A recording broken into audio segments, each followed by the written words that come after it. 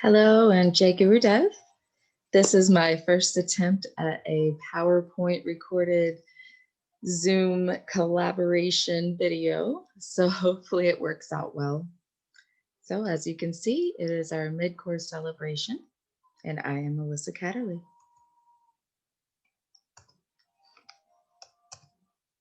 So first we start off by meeting our client. About the client, she is 30 years old, about 5'8", 140 pounds, blood pressure, BPM. Everybody's already seen this info. The important things here really are the diagnosed anxiety. It's diagnosed is a pretty important word there. Trouble staying asleep, trouble staying focused, the variable hunger, stress, emotional fatigue, irregular menstruation, and PMS. Those are all pretty much signaling the same thing. And this is our client. As you can see, Darshana, by the visual assessment, she has a thin build, protruding bones like in her collarbones and the tendons, small kind of medium eyes with darker circles, red hair, and a sharp angular nose. So I would say that her Prakriti is Vata with Pitta pretty close behind. It's mostly because of her physical build itself that I would say that Vata is more prominent. So the lifestyle and behavior that she has reported, she has sleep patterns, going to bed pretty late. She wakes up fairly early considering, and not too hard to wake up. The diet, sometimes she only has coffee, maybe a little bit of fruit, bagel, all that good stuff. Noon, maybe some leftovers, takeout, pretty normal for this day and age, kind of a meal. And her evening meal seems to be the largest of the day. And her current exercise is walking a dog and restorative yoga. Sounds fun. Irregular meditation, and then after eating, she feels maybe bloated, has irregular hunger in general, and has bowel movements after coffee and lunch. So other history, the menstrual cycle is going to be governed by the subdosha of Apana, Vata, and her history has included bloating, mood swings, fatigue. It's been irregular, and PMS. And then another part of her history that's very important is her relationships. And you'll be able to look at those in the subdoshas of Sadhaka, Avalambaka, and Tarpaka. And her personal history is that she's close with her siblings, but not really with her parents.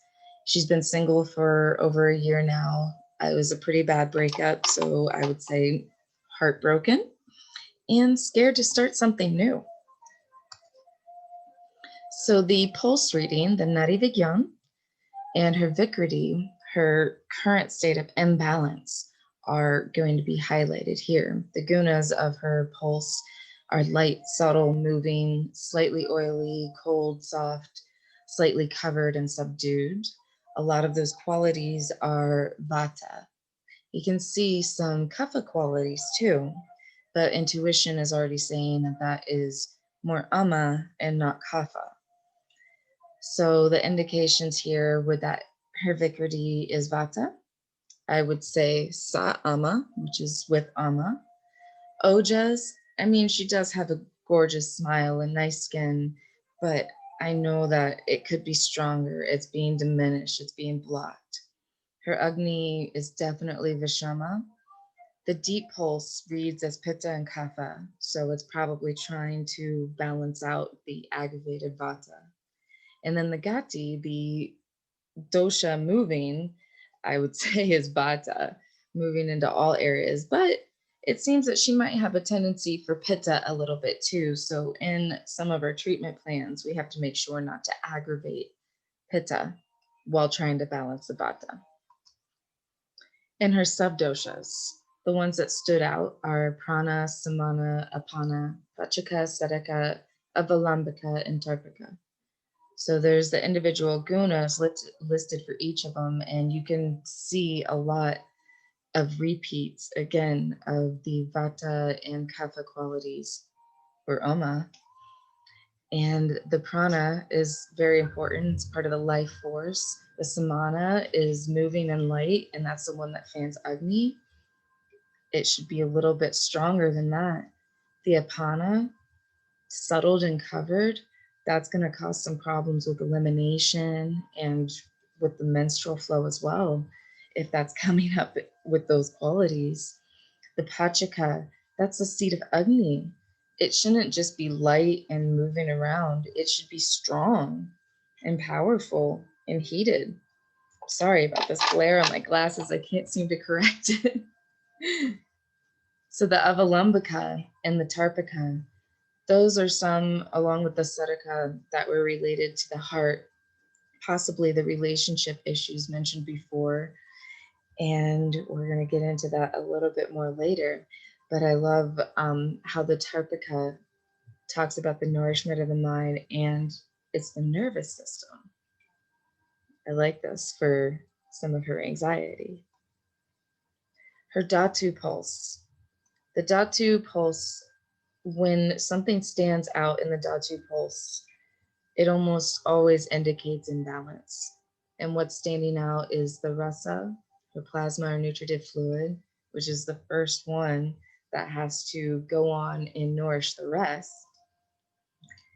And then rakta for blood, meta is the fat. You can see she doesn't have much. And the maja is the bone marrow, again, helping with the central nervous system. You can see some of the upadatus, like the breast milk or the menstrual fluid, and the mala being kapha dosha and the rasa. And then something like the meta, the epidato, it's going to nourish the ligaments and the bones and the ligaments and the fat and provide lubrication and stability. And the mala is sweat. So you get rid of the bad stuff by sweating. So by looking at all of that, I would put her at maybe even between two potential stages of pathogenesis. The Stahana Samshraya, the localization stage, that is Purva-rupa, where it's a generalized type of malaise. So it's not really something that can be pinpointed, but she knows that there's kind of an aggravation. However, because she's been officially diagnosed with anxiety, it could be moving a little bit closer towards Vyakti, or the manifestation stage, where it's really spilling over into the tissues at this point. So the routine will be to clear Ama, stoke Agni, and nourish the Dhatus. The reason why I have concluded that Ama needs to be cleared, she has pretty high blood pressure for her age and size. It kind of indicates blocked srotas.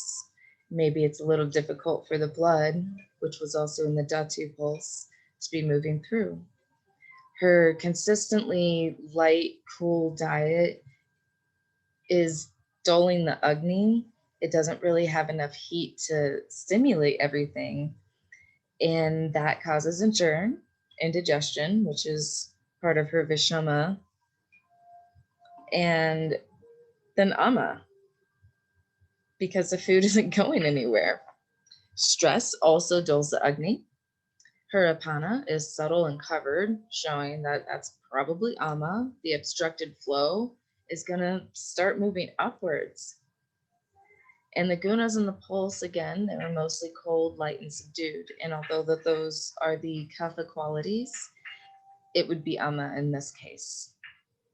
So the first part in clearing the Ama is going to be with the hot water, a light vata diet, and regular routine. We get into that in more detail. So the removal and replacement step, the causative factors to remove. There's no point in really implementing a lot of herbs or routines that are just gonna not, they're not going to help if the causative factors aren't removed. So what she is doing right now is caffeine on an empty stomach. And then later on into the day, she's eating a lot of takeout and leftovers, which is very tamasic, and that is going to build up ama as well. She's doing fried food, a light, crunchy diet. Her main meal is close to bedtime, and it's just an overall irregular routine. So what she can keep or add on behaviorally, lifestyle-wise, she's already doing restorative yoga, dog walking, and gardening. Those are all great. I mean, they're nourishing to the mind and the spirit, and they're very grounding, and that's perfect right now. I'd like her to switch her main meal to lunchtime, being somewhere between 11 and 1, but closer to 11, especially as the sun is going down, gosh, already at 4:30 my time, it's getting dark. So definitely a little earlier in the day. Avoiding leftovers. An easy way to avoid leftovers is to make one pot khichdi and put it in that thermos or the flask and take it for lunch that way. Super easy and money saving. Also, I don't want her to withdraw from caffeine removal, but I want her to try to not do it on an empty stomach and not after noon. Maybe replace it with tea. Even a little bit of caffeinated tea is better than a coffee. Maybe not. We want to try and work with where she's at. Okasatmia, right? I also want to reduce the light, crunchy diet and replace it with the warm, unctuous foods that we'll get into more later as well. And for her home, I think it would be really good for her to make sure that it's clutter-free with full of warm, grounding colors and soothing smells. I'm going to go into an abhyanga and aromatherapy where I recommend certain smells for her as well. So when it comes to women's health, the signs and symptoms, the lakshanas, indicate a vata imbalance, and that's indicated by her irregular flow, PMS with anxiety, bloating, mood swings, mental stress, and then the dry, raw, or cold diet. So I would recommend helping to restore balance in that area because that's very uncomfortable. Establishing a routine, especially a regular bedtime, 10 o'clock, maybe 11, warm, nourishing, unctuous foods again, and the yoga asanas like she's doing. And then here, the abhyanga. Sesame oil is going to be very beneficial for her because it's warming and grounding. But I think she's going to benefit even more if she adds a couple of her own scents to it. I personally have not tried the Jadamamsi, but I've heard wonderful things about it, especially for vata imbalance, especially using it on the head. I've had great experiences using rose, vanilla, and cinnamon as some of my favorite combination for when I need a grounding feeling. Vata imbalance also does very well with Nisaya. I would use sesame oil, or if she's like me and can get a little mucusy at certain season changes, maybe ghee to start, and then basti. But that would be part of a panchakarma routine probably later on down the road after she's established some more routine. So the ideal Dinacharya, it looks like a lot, but it's not that bad. It's just very detailed. So waking up by 6 a.m. Remember, this is just ideal because that's a pretty big change for her right now. Starting off with oral care, like the tongue scraping and brushing, and then following with warm water with the honey, maybe even ghee in it. Bowel movement, sun salutations, just a short one, 10 to 15 minutes. That way she can hopefully be having breakfast by 7. Then the abhyanga, shower, transcendental meditation would be, again, ideal. Hopefully she can learn that. If not, then we'll figure out another type of meditation that will work for now. Definitely pranayama would be a good substitution. Lunch at 11, maybe she goes to work, whatever her routine is. Having a snack at 3, doing yoga when she's back home from work or her daily routine, followed by another meditation or pranayama session. Dinner by 7, and then I would encourage even a glass of warm milk 1 hour before bed, and I'll give a nice little recipe for that in the dietary section as well. And then ending the night with oral care.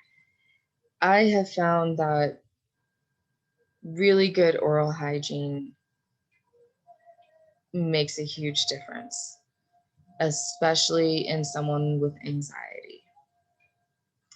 Other things to consider within this daily routine are scheduling time for making the food, the work schedule, making time for hobbies, and right now, can she wake up by 6 o'clock, or do we have to adjust it little by little? Maybe have her wake up at 7 instead of 7:30 for a week or two and go on from there, and we'll work towards it. So this is the fun part, dietary recommendations. I would do a light Vata diet with the regular meal times for her because she has the Vata Vikriti Sa Ama.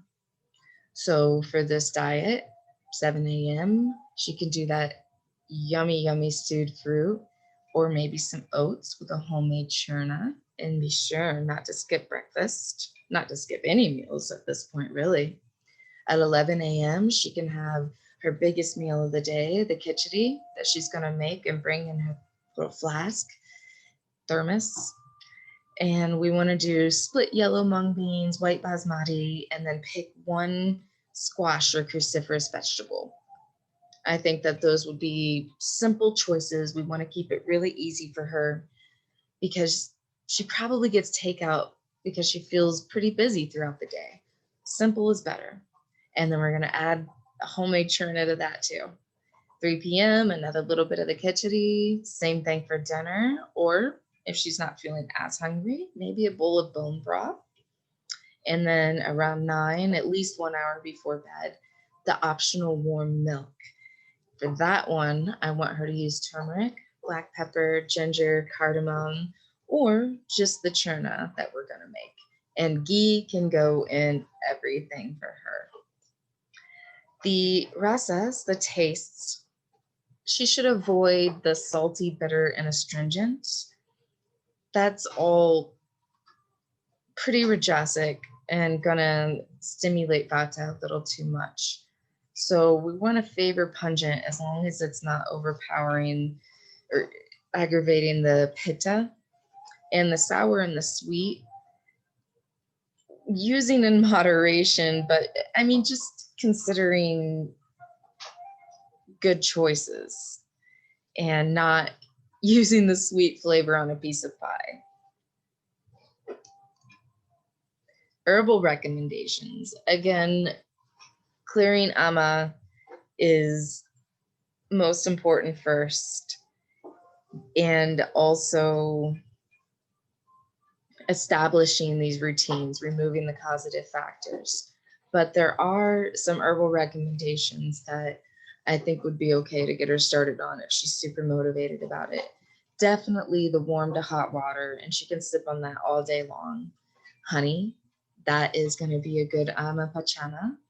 And a rasayana, I want her to take that on an empty stomach in the morning with that warm water. I like to take a spoonful of my honey and swallow it and then just sip on my hot water after a couple seconds.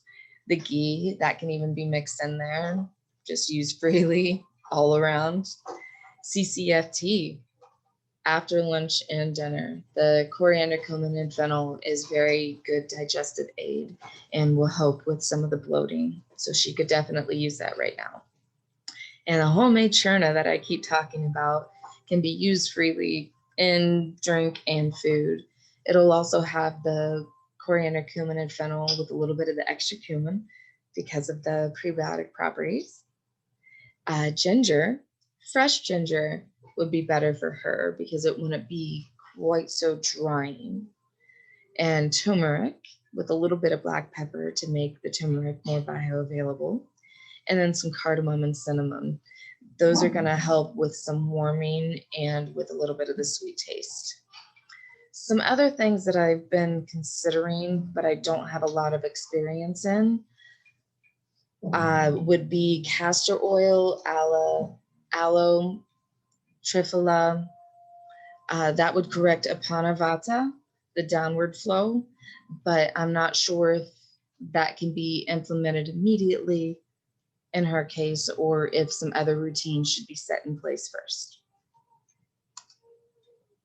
And finally, I just want to touch a bit on the mental health aspect. So the mental health subdoshas to look for are prana, apana, sadhaka, tarpika. The prana is the life force and the mental energy. Apana balances prana. Sadhaka processes emotion, and tarpika is the head and the nervous system. She's engaging in some of these tamasic behaviors of mental health by purposely avoiding love and even eating the leftovers. This will all kind of affect these subdoshas. They're subdued, they're covered, these particular ones. She's blocking the channels to her heart because she's scared. So my recommendations in this particular area: journaling, it's always therapeutic. TM, again, that would be ideal. Therapy, just talking with somebody that doesn't have to offer a solution to everything, even just somebody to listen, somebody who's trained. Self-love is extremely important in the mental health area. Abhyanga is going to be a vital part of her self-love, because it's hard for a Vata to sit down and take the time to do that, especially in this manic type of state. It's hard not to multitask. So taking the time to sit and do an Abhyanga is going to be great. And walking outside. The weather might be getting a little cold right now, so as long as it's not too cold to aggravate her Vata, it's going to be very grounding for her to do as long as she possibly can. And generosity and spreading love, that is going to help her open her heart. It just spontaneously happens. The self-love, the giving love, her heart will open. And then also Gandharveda music, like I have in the background here. It's always a bit soothing, and the aromatherapy and some of the smells that I had mentioned before. So that was my presentation, my attempt at it. I really hope you enjoyed it. I apologize for some of the distractions, but hopefully the information got through. Jai Guru Dev.